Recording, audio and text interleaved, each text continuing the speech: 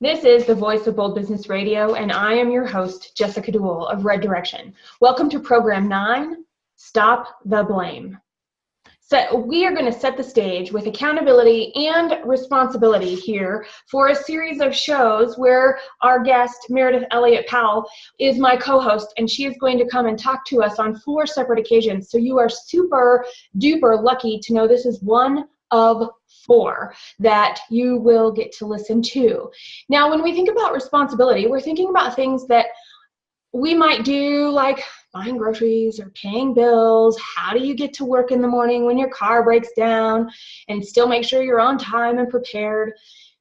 Problem solving is a big part of that, which if anybody who listens to the show with any regularity hears me talk about it all the time, it's a big part of practicing responsibility.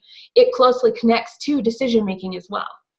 Then we've got to think about accountability, because responsibility and accountability sometimes are interchangeable, but maybe they're not. And we're going to dig in and find out if they are or they aren't. When I think about accountability, I'm thinking about obligation, an obligation to explain what we do, what we say, and what we think. And really, it's what we said, what we did, and what we thought as well. It's a big part of our integrity, doing what we say we will, as well as admiring our strength in our ability to admit our mistakes. So when we think about responsibility and accountability, there's an element of fear that we have to step up and face for ourselves. If we're afraid of being wrong, if we're worried about making a mistake that somebody else might actually see, how do we act responsibly and with accountability? When we accept a job, we are accepting specific responsibilities, actions and tasks that we take on, that we fulfill, that we make sure that the company that hired us is getting what they need, so that as part of the team, we're delivering on our mission, the solution to a problem, so that the company can continue to move towards its vision. These are character traits. So with responsibility and accountability, even if our experiences have made us shy away from them, to avoid ownership of what we do or why we do it, we can still change. And the challenge is to do it in spite of any fear or worry we might have around it. Because if we don't, if we avoid it at all costs, we're making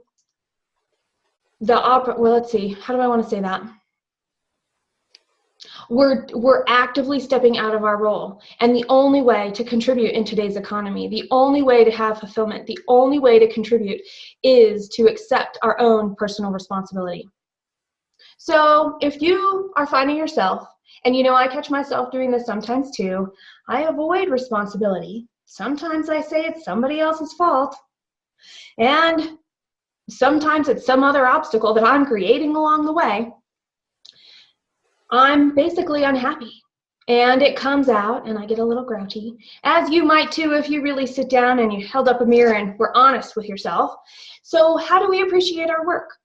How do we remove our limits around these beliefs, these actions that we take, so that we can have the advancement, so that we can move toward our dreams, so that we can fulfill our personal vision, as well as be some part of something greater?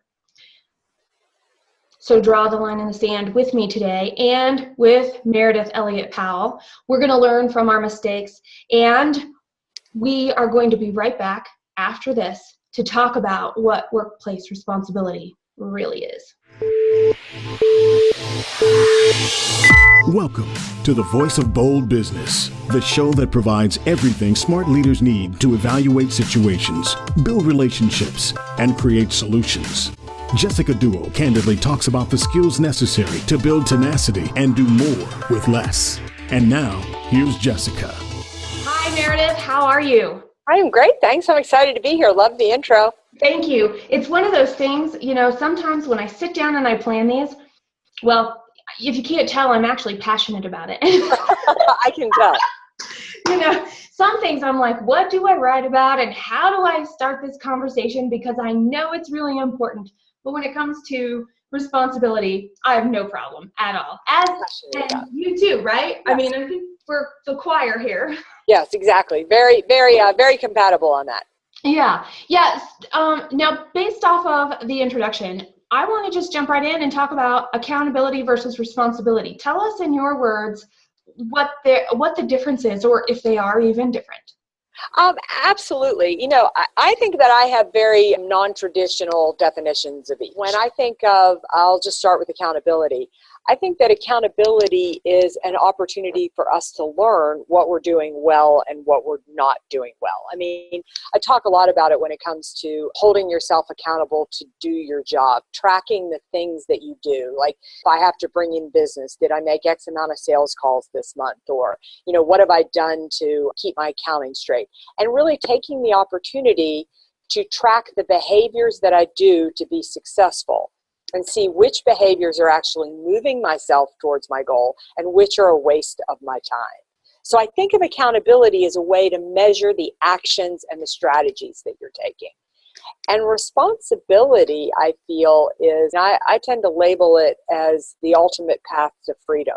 If you want to be successful in life, learn to embrace responsibility. And don't get me wrong, there are a lot of things that happen in our lives that are outside of our control and are technically somebody else's fault or problem. You own a business downtown and competition opens up across the street. The government puts a new regulation in on you. You've got 3 clients scheduled that day and your kid gets the flu. None of that is your fault. But if you blame other people, you waste energy and you waste time, and you will never find the solution that you need to make yourself successful. I am rabid passionate about responsibility. I think it is the simple answer, the one difference between people who succeed and people who don't. Okay, you heard it right here. It's the one difference between people who succeed and people who don't. It made me think of a hamster on a wheel versus a rat in a maze. Not to compare us to animals or anything, but the concept of, are we out there? Are we running into the dead ends? Are we making different choices? Are we trying new things and willing to be open to something that's different versus doing the same thing over and over and over again? And when something goes wrong, that's especially when it's out of our control, which that could be a whole other conversation, I think. Somehow we've gotten sold a bill of goods that life is supposed to be fair, or the workplace is supposed to be fair. And that's a lovely concept. But the moment that you cave into the concept on any level, my nephew just graduated from college and he moved back here to Asheville, North Carolina. And finding an apartment here is a full-time job. And he was really struggling with how much he had to do to find an apartment and find a job. And he's right. It's not fair. It's very difficult.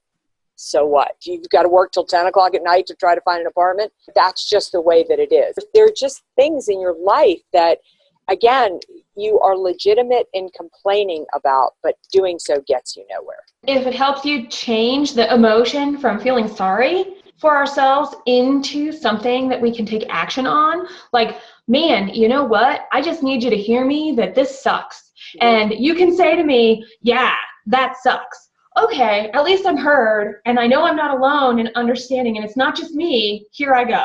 Right. So sometimes, and that's not shirking responsibility at all. It's, okay, I'm validated. I'm not alone. I'm not crazy for the way that I feel, yet if I want to get it done, am I going to do what it takes? I meant exactly what I said when I think it is the single deciding factor between success and failure, is that where do you place your precious time and energy?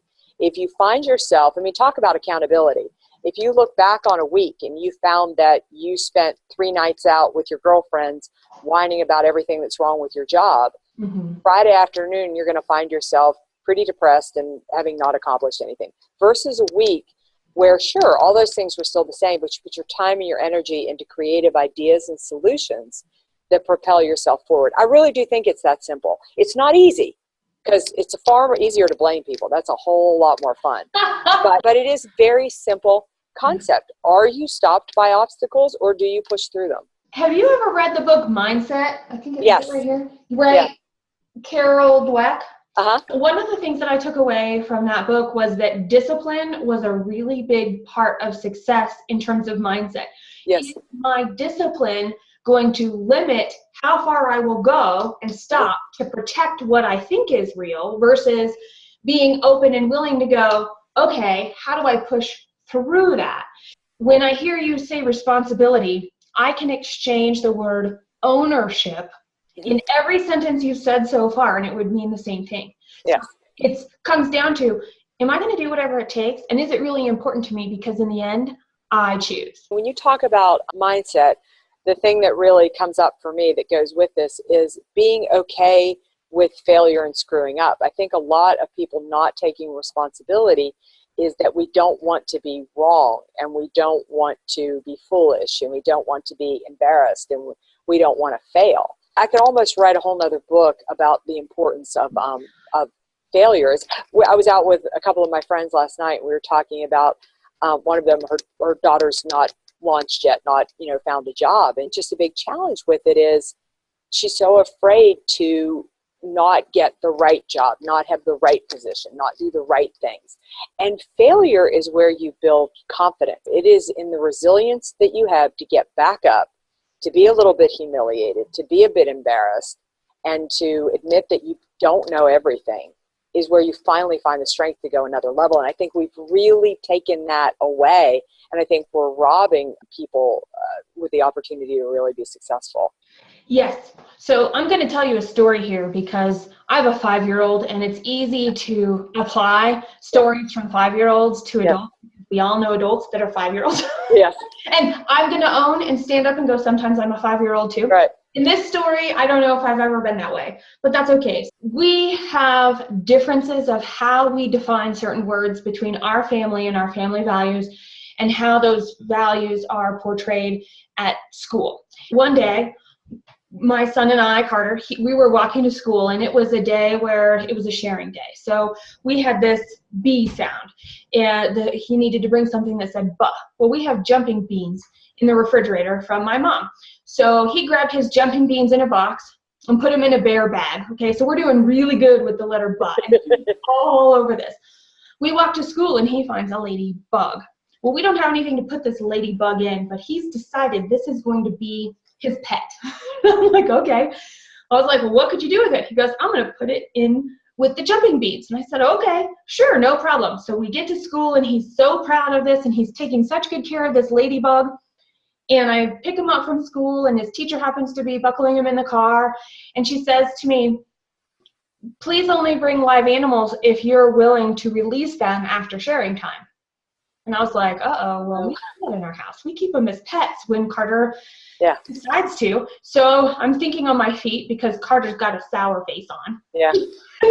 And I'm like, well, so now what do I do? What do I do? And I looked at Carter and I said, oh, okay, so Carter, the next time we bring sharing, what do you think we'll bring? And he goes, nothing that I want to keep as a pet. And I said, absolutely. So there you go. He already knew. He figured out how so I repeated it. He figured out, how do I have my stuff in one place and have my stuff in the other place, and respect the values and being aware of how other people are impacted around me. So that was the lesson. That's what he took away. And so I just said it out loud. I said, that's right. What happens in the classroom, it might be different than it's at home, and we'll just make sure that whatever we do is in line with both. And we don't have to have, and that's one thing when, the right this or the right that, it's almost like it has to be 100% all the time versus what chunk could be useful to bring together so we have a common ground to work from. I was teaching a course on customer service, and I worked in the fact that they wanted me to talk about dress and appearance. And so just the way that I explained it was, I said, we're all prejudiced, every single one of us, whether we want to admit it or not. I mean, if we go to the doctor, we want the doctor to be clean. We don't want him or her to have grease under their fingernails. If we go to the mechanic, we want the mechanic to slide out from under the car and be covered in grease. We want our tattoo artist to be tattooed, and we want our CPA to look like a nerd or whatever. And I think that is part of responsibility, is that somehow we've gotten off on this ideology that whatever I think or whatever I believe is what I should thrust onto society. And you absolutely have the right to do that. But if you want to succeed, it is about taking the responsibility to understand what is acceptable in society and being a part of that. I'm so tired of listening to people complain why they can't succeed. I wish they would take half that ounce of energy and roll it into ideas why they could. They actually probably already have an idea, and for whatever reason, they lack the communication skills to be heard. Right. And that goes back to being acceptable and being part of society. If somebody Right. feels shut out because that just happens sometimes, somebody's going to think you don't have enough experience. Somebody's going to think your idea is not complete. Yet at the same point in time, that's happened to me. Right. Right. And you're right. I could go away and go, man, nobody likes what I say, and I'm never going to come up with this other thing, or I have this great idea, and nobody's going to ever listen to it because they never do, which is very closed compared to going, okay, so I presented this thing and it got shot down, but I know there's something here. What more do I need to do to clean it up and plug any holes? Or who do I need to talk to figure out the fact that I'm saying the right thing the wrong way? And I like the fact you said, yes, thrust what we are and who we are and what we want to own about ourselves out into the world. That takes courage. It takes courage. Now, we don't have to be bullies about it. I wonder if there's a fear they're going to perceive me as a bully as much as there's the fear of I might look foolish. I think that people are worried, about looking foolish or failing or being embarrassed. Mm-hmm. I was listening to a podcast. I wish I could remember the name of it. They were talking about 5 lies leaders tell themselves that they believe, or something like that. Yeah. Right? And one of them had to do with behavior. They're never going to remember my bad behavior as a leader. And so if you see now let's switch gears. I'm a leader, you're a leader. We talk to leaders in business, the person making the decisions that's responsible for the development of somebody and somebody's below them to get a job done.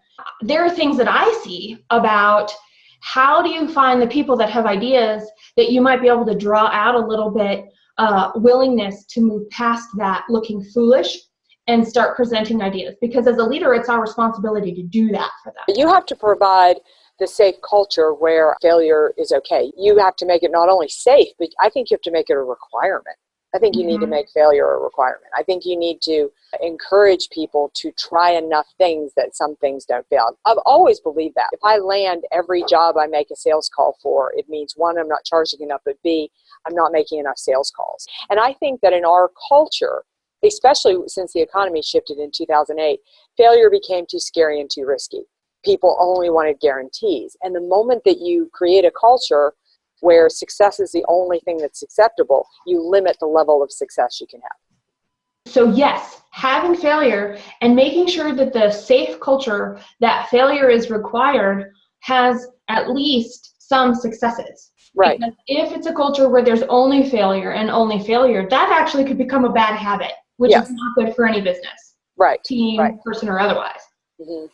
But it's typically through failure that the actual winning idea comes. My biggest thing about failure is the confidence it builds. When I look at people, because I used to be a banker, I banked, business owners, entrepreneurs, and you would see these in my day. It was typically men because that was just the environment I was in.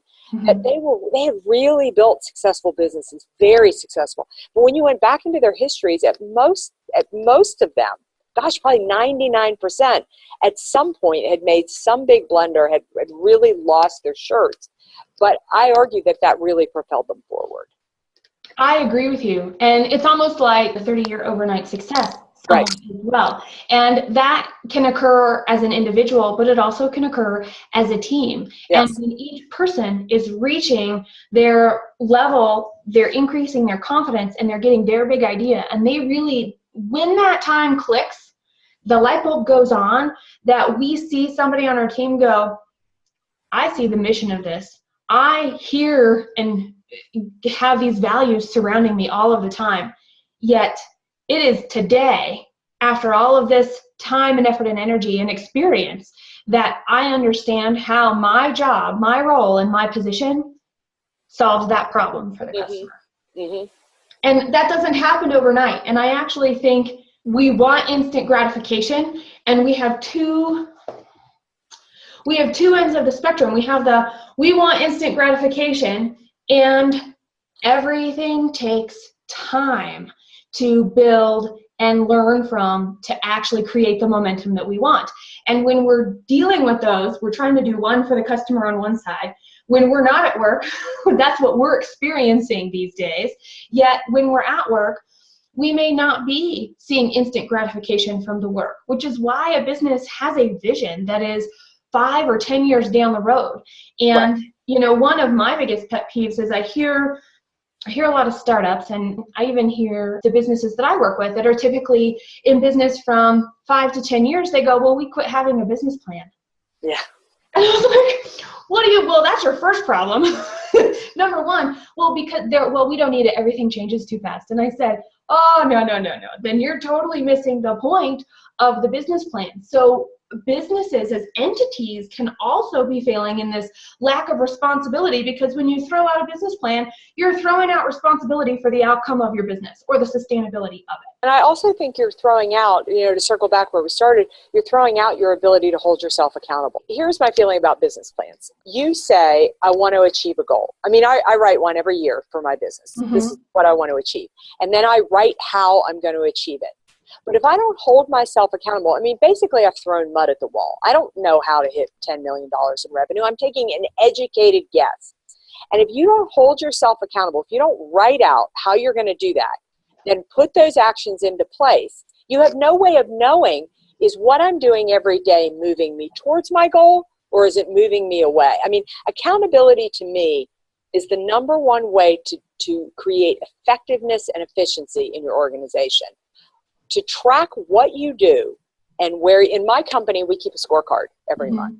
So we have our measurables, the things that we need to hit, and my team and I turn them in every month. Now, those are numbers on a sheet of paper. That's all they are. But what we do is talk as a team. What in there moved us forward? Where in there did we waste time? Did we call on the wrong customers? Did we connect in the wrong groups on social networking? What blogs did I post that really got people interested? What were a total waste of space?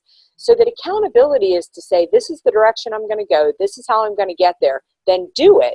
Then be open to learning how and where to change your path to not only reach your goal, but surpass it. Iteration, that's the word that comes to mind there, is you've got this goal, you've got a how, yet you still have to take the first step. And the first step may not be the best first step, but at least it was action. It creates the energy. It creates the momentum. And then shifting as you go from the measurable pieces, and I think it's cool you guys use scorecards. Yes. We have regular old plain reports. and that's actually something I'm like, well, if you're just making a report to make a report, right, that's just boring and it's a waste of your time. So what measurable things, how can you hold yourself accountable that is actually telling you these things versus what we think we have to do because somebody else said so, or our industry does it, which, by the way, most of the things that the industry does do make sense, but not necessarily on a weekly schedule. Yeah, and I think you're right. I think you have to adjust and see what works for you. It really does start at the top. And one of the things, when I talk about a leader, I think about a line leader. Somebody's got to stand in the front and say, this is where we're going. And the leader's moving forward, and maybe they're not, maybe they're moving backwards. But the team is going with them or not by their choice. And so it's the leader by the team's choice. So it's up to the leader to make sure that they're not walking all by themselves. Right. And when we talk about the how of self-responsibility, and I think we need to start with just the individual. As a leader, I am responsible, and this is what it means to me. And I'm going to have you repeat, because I think you defined it, but I want it to be right here. As a leader, this is how I define responsibility in my role at work. If I define it as I always look to myself first for why something failed or why something worked. Blame is turned inward rather than outward. This isn't in the definition, but you said something that's so important. You need your little circle of group of people where you go out and you just whine that the world is unfair. Whether you give yourself 2 hours to do that, whether you give yourself a day. We've got to get that out of ourselves, because the last thing I want anybody listening to this is like, we all have to be so moral that we only see ourselves as fault. And I would let you complain if it helped anything. The problem is it doesn't. So how I define responsibility is the first person I'm going to look to change is me. The Yeah. first situation I'm going to look to change is that stuff over which I have control.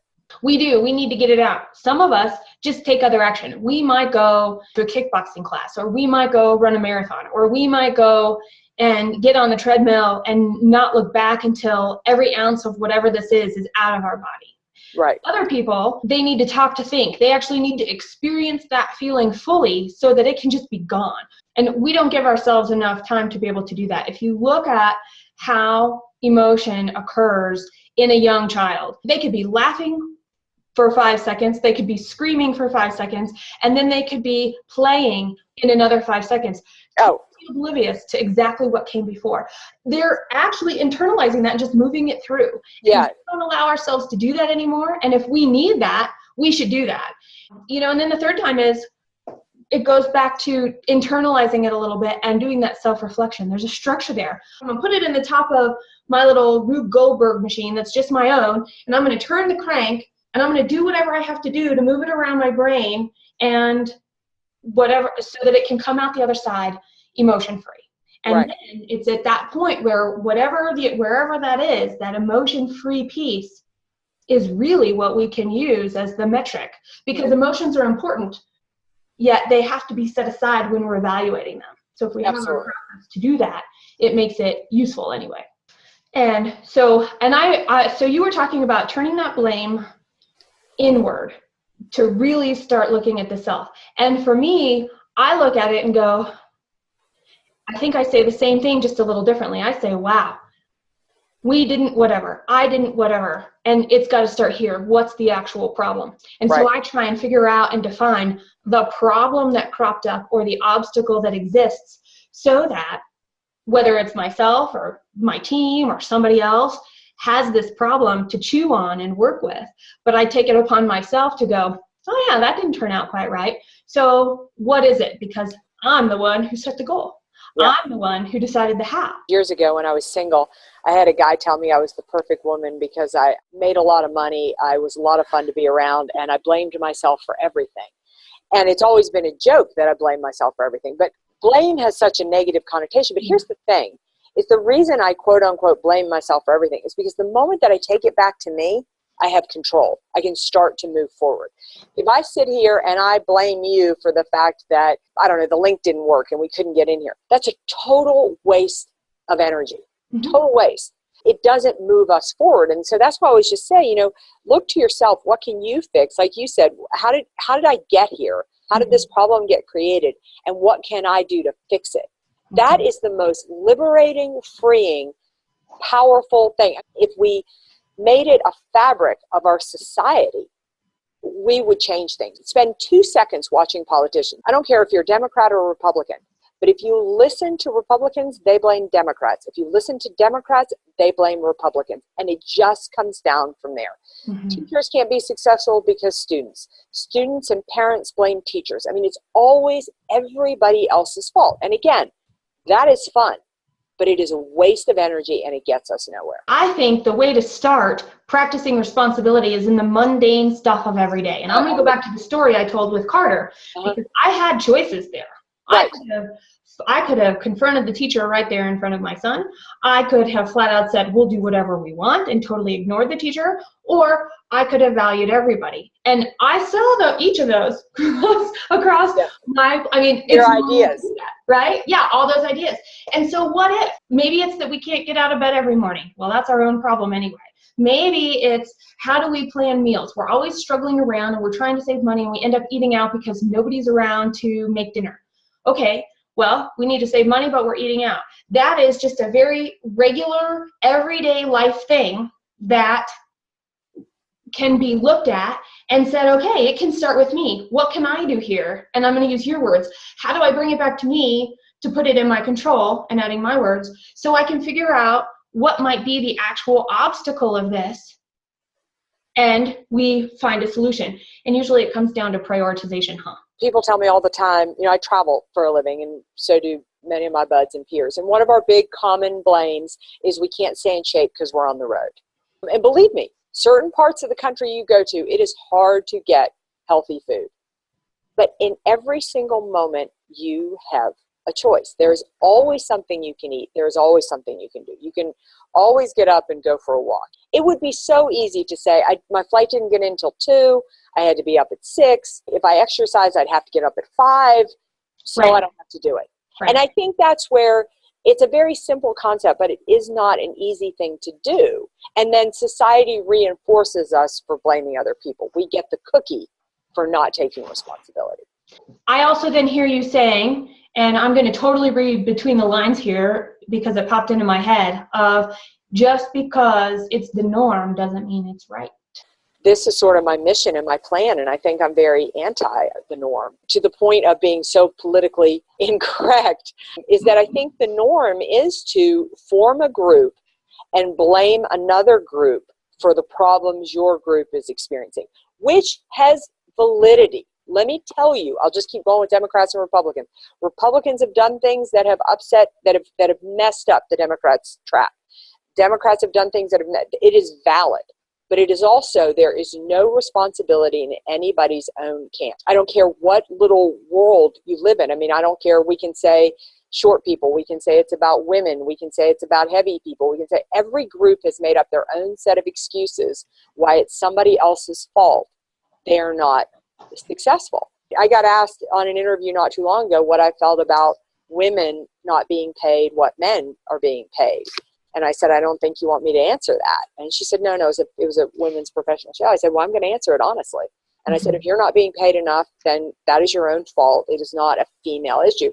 And that's what I'm talking about. And going against the norm, absolutely.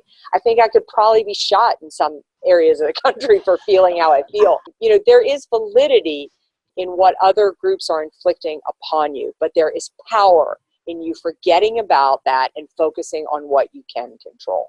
You're absolutely right about what you're getting paid. Granted, there are things still in our society that make it harder, but we're going to go back toward the beginning. Life is not fair, so don't expect it to be. We've got to work really hard, and it's only through those struggles that we show up and stand up. And I can give you a perfect example. When here I was a wee youngin' when my first company was bought, and I would travel to Minnesota every other week and hang out and do the stuff that I needed to do there, go to board meetings, and be involved with the other departments that I was now a part of. And I was the only person right after, and actually for many years after, the .com crash in my technology company that made my numbers, that grew my numbers, that achieved my original things. And it's because I refused to just believe that because the economy had crashed, we were going to have a problem. Because sales were down, it's our client's fault, not ours as the division heads, if you will. And I remember somebody said to me, I love it when you come here and be part of these meetings, Jessica, because it's the only time our president smiles. You know, I didn't know how to take that because I have a lot of energy and I was really young, but I really did. I ran far, I ran hard, and I was not worried about failing. And it didn't matter to me what else was going on. What mattered to me was, here's how my business grows. I have to do this and this and this. And if we're doing those things, awesome. Now, I was also very poor, my very first leadership experience, also, same youngin'. Everybody that worked for me was at least 10 years or more older than me. And so keeping up with that kind of energy is hard. And looking back, I'm like, oh yeah, I totally get it. And I had to grow into being a leader and allowing people being able to own the fact, because I was like, well, this is my energy. I'm going to invite you to join me. And people who didn't, they left. Well, that meant I had high turnover, which I chalked up to, well, they didn't have the right energy. And that was the wrong thing to do at the time. But you know, until you have that experience, you really don't know. You don't know. And I want to honor that too for leaders too. People that are early in their careers or people who are starting out in a new industry, allowing ourselves the grace. And if we feel like we're beating our heads against the wall, which by the way, I still do sometimes.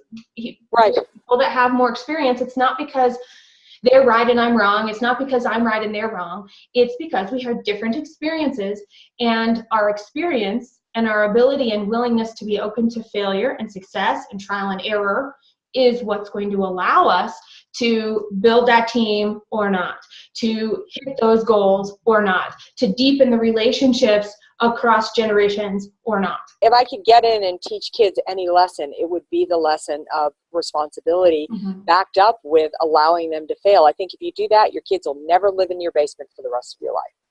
Cheers to that, everybody with kids. Are you listening? That's right.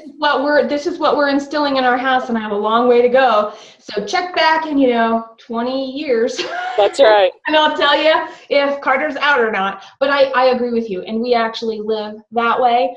Bringing it back here is one of the root causes of a lack of responsibility is our being trained to incentives. Right. Right? Yes. We're being trained to incentives. We get cookies for learning how to use the toilet. We get awards or donuts for showing up to a meeting on time. We get bonuses or public kudos or something like that for things. And nobody at home tells me to make my bed. Right. I just have to do it. Nobody at home tells me how I'm going to pay my bills. They're just telling me I got to pay my bills. Exactly. Now at work, I've got responsibilities. Here are my responsibilities, but nobody's really telling me how to get those done. It is up to me to decide what the tasks are, how important they are, how they're going to get done, and it's up to me to make sure they get done completely. Right. And there's no incentive there. And I think that breakdown, that gap is a really important one because we lack problem-solving skills and because we can't define that there's a problem, or won't readily accept that something's not working, so how could we make it work? We immediately just stop and go, it's the way that it is. Right. Which is too bad. Before you create incentives, and I think incentives are always after the fact. If you want to incentivize people, get them doing the behavior. But here's the thing about it. The reason that we pay our bills is because there's a consequence if we don't. And leadership lacks the ability to hold people accountable. Holding people accountable is very much about making sure you're telling them what they're doing well and where they need to improve. But beyond that, it is about getting rid of the dead weight on your team and giving people a consequence. And I believe that's one of the most loving things that you can do for people is to say, this is unacceptable and there's a consequence for that, because it's how we learn. It's human nature. When can we take responsibility? Every time. Mm-hmm. I open my door in the parking lot at work and I'm in a big office complex and I don't know who parks next to me and I whack their door and I obviously leave a dent. I could scurry along before anybody sees me, or I could put my name in my cell phone and say, hey, I hit your door. I see the mark. Call me my cell phone. Exactly. It's doing the right thing when nobody's looking is, I think, another big part of responsibility. It's if somebody's looking, we're using that outside stimuli as a kind of incentive or reinforcement for this acceptance that we feel like we need, that we may have been trained to and need to untrain ourselves for. But also it's, okay, I'm going to just do the right thing even when it's hard. It's hard if I'm running late for a meeting and I hit somebody's door to leave them a note. Absolutely. It's hard. It's also hard if I am in a meeting and it doesn't go well, or it's heated, or there's high emotion, and somebody lashes out at me and I internalize that and my feelings are hurt. It's hard to set aside those feelings and go up to the person afterwards and say, hey, I think there's more to the story. Can we talk about just this part? Because I see something's not right here for you. And being able to pull that out, that extra time is actually a time saver in the future. We're going to do a quick recap of some things, and then I'm going to have you give me your closing thoughts. So I'm going to go back. I've been taking pages and pages of notes here. This is great. When we talk, so you're going to hear some rustling at this point. We talked about responsibility versus accountability. We talked about the fact that they're both necessary, and accountability directly impacts our ability to be responsible by informing us of our past history and the metrics. Are we making progress or are we not? So that we can make smart choices. We were talking about where do you place your time? We talked about mindset. We talked about being okay with uncomfortable and a little bit scared. We also talked about the fact that just because it's the norm, it's not right. We need to be able to stretch. We need to know the how. We want to do something and put something within our control so that we can create the impact that we want. And there's just no excuse. So be responsible already. All right, what would you add to that? And then I hope next time we talk, we'll even go deeper this subject and really talk about it. Because what I want people to do is to see responsibility as a positive strategy, as a positive thing, something we want to do rather than something that we avoid. And we can talk about some examples and things of that. So if all people left here was to begin to think, just to ask themselves the question between now and the next time we talk, what was my role in it? What, if anything, I could do differently? I think that's the beginning and that's the start. Everybody, you are watching the Voice of Bold Business Radio. This is Program 9, Stop the Blame. Tell us what you think. As a leader today, how are you impacted? What is your experience? Let's keep this conversation going and help each other grow. Remember, it might not be big, but it is radical to stop the blame. Subscribe at thevoiceofboldbusiness.com and get more information, program notes, and past episodes. Bold leaders approach each situation and focus on action to achieve a higher level of leadership. Jessica Dewell, your business advocate, is the host of the Voice of Bold Business Radio. Thank you for joining us.